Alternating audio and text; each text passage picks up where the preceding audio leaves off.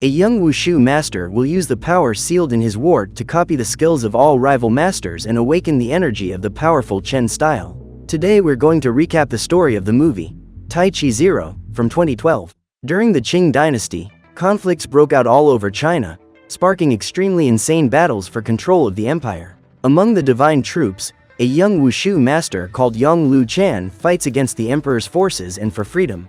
Realizing the revolutionary's abilities, the empire sends in the cavalry, and the master-at-arms of the divine troops decides to awaken Lu Chan's hidden power by sending one of his messengers to attack the mole on the boy's forehead. Immediately after the impact, Yang stands up possessed by Biju and starts attacking everyone around him like there's no tomorrow, eliminating countless imperial soldiers until he collapses from exhaustion.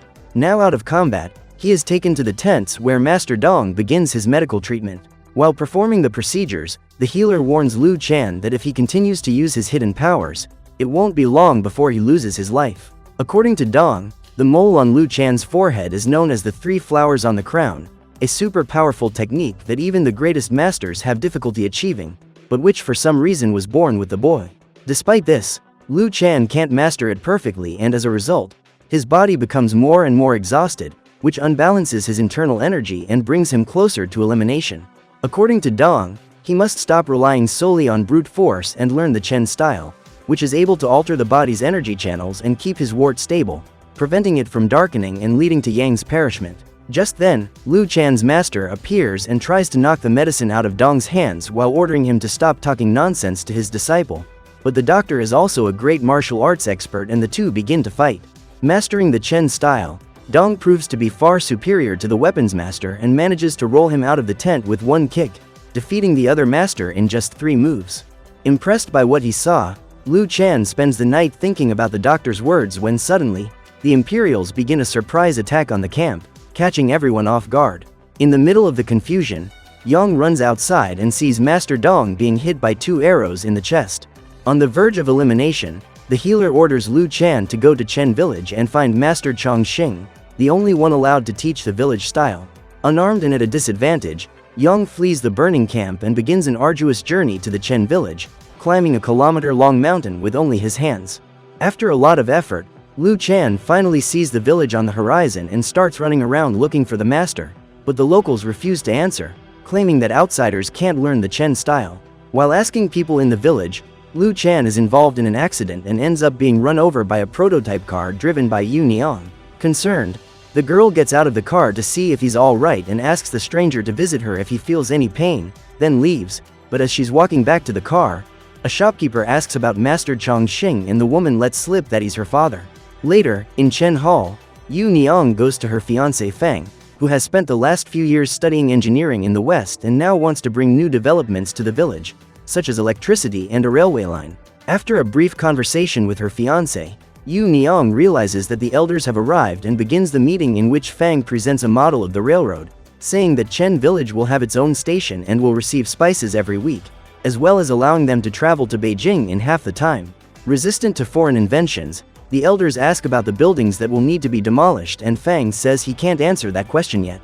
Changing the subject, the man decides to show the power of Western technology and blows out all the candles in the hall by lighting countless lamps with electricity, but because of an oscillation, the place ends up having a voltage spike and the lamps explode, making everyone run away in fear. Saddened by the disaster of the performance, Fang sits on the steps and is accompanied by Yu Niang, who tries to keep his spirits up, but even with his fiancé's support, he feels like a complete failure and says he'll never be a good husband. The next morning, Yu Niang opens her tea store and starts work when she is visited by Lu Chan. Thinking it's because of the accident, the woman asks if he's alright and offers him some money for treatment, but he replies that he didn't come for anything and asks her to introduce him to her father. Like the others, Yu Niang says that the Chen style cannot be taught to outsiders and asks him to leave. Refusing to do so, Lu Chan says that he will only leave after meeting Chongqing, and the girl decides to deceive him by saying that her father is on a retreat in the mountains, imagining that she will have some peace while the young man spends days searching the mountains. But with his tireless determination, Yang returns extremely quickly and begins to fight Yu Niang for deceiving him. Despite being extremely skilled, Lu Chan is unable to touch his opponent, who immediately paralyzes his body by manipulating his energy channels and throwing him off the balcony. A few hours later, Lu Chen wakes up hanging upside down and comes across a carpenter who advises him to copy the techniques of the other villagers, saying that this way he will be able to learn the Chen style without depending on a master. At the post office, Yu Niang decides to write a letter to her fiancé asking him not to give up the railroad, as well as suggesting that they go ahead with the wedding, but just as she is finishing, she is surprised by Lu Chen, who asks her to learn Chen style again. Obviously, Yu Niang refuses to give him any information and starts to fight him, using moves like the double punch and the cross lotus to finish off the outsider, expelling him from the village and condemning him to become the villagers' punching bag if he ever sets foot there again. In the governor's office, Fang tells them about his failure in Chen village and reveals that the East India Company has sent a foreign consultant to help them. At that moment, Claire appears accompanied by English soldiers and reveals that she will use all the power acquired in the Industrial Revolution to succeed in the mission, using a tank-like machine to ensure that the railroad is put in place. In Chen village, Lu Chen is very thoughtful and has the idea of sneaking into the village covered in a pile of straw, but he is soon noticed and kicked out by Uncle Chen, one of the village elders. Although old, the man is a great master of the Chen style and manages to defeat Yang with a single headbutt, knocking him out of town. The next morning, Lu Chen decides to try to enter the market and is confronted by little Zhao Di. When she is ignored, she kicks a stone at the intruder's knee and jumps on his shoulders, spinning him around several times and kicking him in the face, defeating him for the second time. Day after day, he keeps trying to invade the village in different ways and is defeated every time, but with each battle, he manages to learn something new and slowly makes his way towards becoming a master of the Chen style. After seeing him beaten so many times, the carpenter goes to visit him outside the village and says it's time to imitate his next opponent's moves, beating him with Chen's own style. In the afternoon, Lu Chen returns to town and faces his last opponent, a vendor who says that if he can knock over the tofu in his hands, he will be considered the winner and accepted to stay in the village. Thinking it was going to be easy, Yang decided to be more offensive and attack the merchant without hesitation, but he already started the fight by getting hit. As he lies on the ground, he remembers what the carpenter said and decides to put it into practice, calming down and waiting for the enemy's attack so he can copy it. This way, the battle is much more even and Lu Chen lands a kick on the merchant's hands, forcing him to hold the tofu with his other arm and kick the enemy away.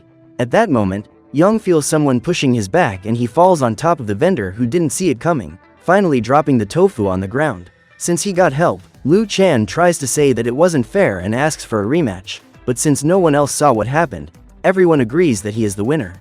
From the balcony, Yu Niang waits for the fight to end and goes to confront the carpenter for helping him with the push, but the discussion is soon interrupted by tremors in the ground caused by number 1, the machine responsible for putting the railroad in place.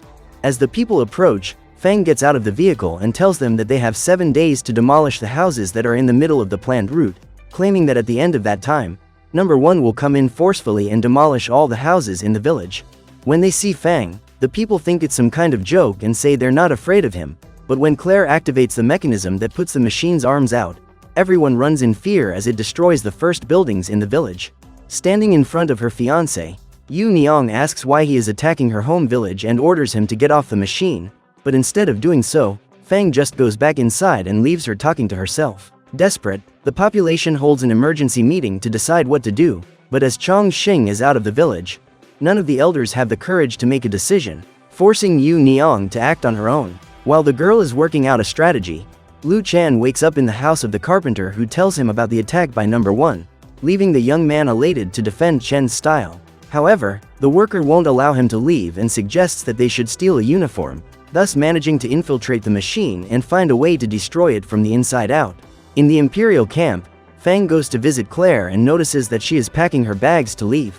Desperate, he begs her not to leave and tells her that he has always loved her, as well as saying that he needs her help to continue the mission and finally have enough money for her parents to accept him as their son-in-law. From the top of the tent, Yu Niang watches the two kiss and jumps in front of them, showing that she has seen the whole scene. Taking advantage of the tense atmosphere, she picks up the number 1 manual unnoticed and takes it to the notary public, ordering him to translate it from English into Mandarin. In the carpenter's house, Lu Chen shows the drawings he was able to make of the internal mechanism. With this, they manage to locate the central steering wheel and decide to attack it, but as the place is well guarded, Yang has to sneak upstairs and go down the stairs that lead to the lower level, where the engine room is located. Following this path, he knocks out the last guard and reaches the central wheel, where he must break the gears with an iron rod, but something goes wrong and the mechanism continues to function normally. causing Yang to be surrounded by soldiers. Thanks to his agility, Chen manages to knock out most of the guards and knocks over a lamp that starts a fire inside Troy. Thinking that there are no more guards, he ends up being surprised by a gigantic soldier who strikes him in the neck and tries to burn his face in the steam of the machine, but when he tries to fight back, Chen is unable to do any damage and decides to resort to a wrench. Even using the tool as a weapon, Yang is unable to hurt the enemy, but just as he is about to be eliminated, Yang appears and throws a dagger that hits one of the exhaust pipes, causing a large amount of steam to burn the soldier's face, who falls headfirst into the coals, fainting instantly. Seeing Chen, the girl shows them how to destroy Troy and they start looking for the right mechanism, finding it in the passage to the upper level, but while they are unlocking the door that blocks the gear, one of the guards wakes up and activates the emergency alarm, drawing Fang and Claire's attention. Inside, Yang says she's going to destroy the steel monster and Fang replies that if she does, she'll be considered an enemy of China and hunted down for the rest of her life. However, this isn't enough to make her back down and the girl quickly sticks the iron rod into the gear, causing Troy number 1 to start shaking. With the mechanism about to explode, the two couples run to the side and manage to jump out at the last second, but Claire is seriously injured by shrapnel and perishes in the arms of Fang, who vows revenge. On the other side, Chen rushes into the Chen Hall and tells everyone that he has succeeded in destroying Troy number 1, making everyone consider him a hero. But as he doesn't want any title, Yang just asks them to start their training and the carpenter appears in the crowd, revealing himself to be the famous master Chongqing. Even surprised by the discovery, Chen asks if they can start the training and he immediately replies no, because as Yang was seen sabotaging the machine and they eliminated a foreign consultant, now the whole village will be blamed for the act and punished by the imperial army. Knowing that it won't be long before the troops arrive, Chongqing orders them to hide the children and everyone prepares for battle, except Chen, who can no longer fight thanks to his ward, which is completely black. Following Chongqing's instructions, everyone in the village prepares to ward off the enemy in 4 different stages. The first of these is to slow down the royal army with toxic smoke throughout the village, causing the soldiers affected to suffer from disorientation and hallucinations in a matter of minutes. While the men advance through the fog, the villagers begin the second stage, which consists of attacking the Imperials with fruit and vegetables, throwing whole watermelons in their direction. Not satisfied, Yang mounts a giant slingshot and fires 3 Asian pumpkins that explode in the soldiers' faces, completely breaking the formation. With their vegetables, the people of the village manage to knock out a good part of the army, causing the platoon leader to order them to start shooting unarmed civilians, which interrupts Master Chongqing's plans. When the citizens take cover, Fang tells them that they have committed a crime against the empire and orders them to hand over Yang and Chen immediately. Furious at the betrayal, Master Chongqing's daughter comes out of hiding and asks him if he will have the courage to use Western weapons against his own people, but the imperial soldiers have no time to lose and advance on her, forcing Chen to come out of hiding and enter the battle, this time using the Chen style to perfection. Realizing that they are still resisting, the platoon leader takes the rifle from one of the soldiers and fires at Yang, forcing Chen to jump in front to protect her. Seeing this, Chongqing finally decides to enter the fray and fights with all his might, parrying spear blows with his hands and using their handles to knock the men out before they can reload their weapons.